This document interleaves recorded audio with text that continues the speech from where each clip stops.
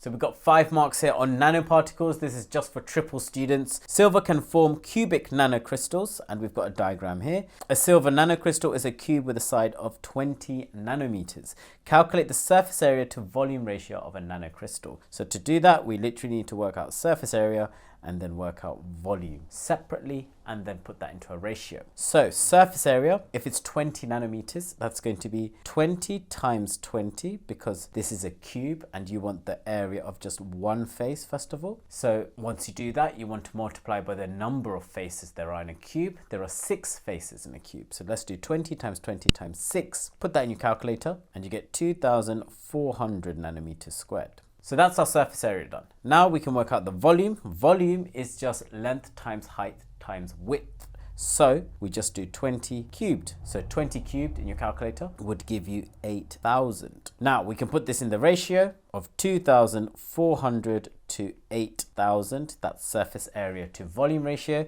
We want one of those sides to become a 1. So to get from 2,400 to 1, we want to divide this side by 2,400. That will give us a 1 on the left-hand side. We can then do the same on the other side. Divide 8,000 by 2,400. That will give you 3.33. So our ratio here is 1 to 3.33.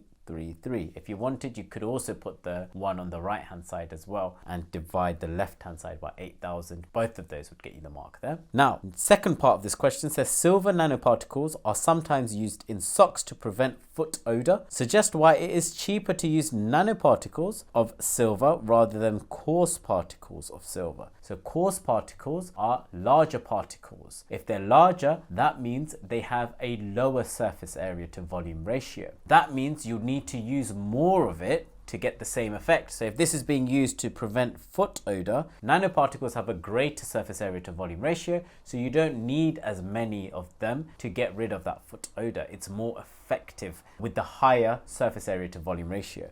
So to get 2 marks here, we would say nanoparticles have a higher surface area to volume ratio. That'll give you 1 mark. Then you can say so less can be used for the same effect. There we go.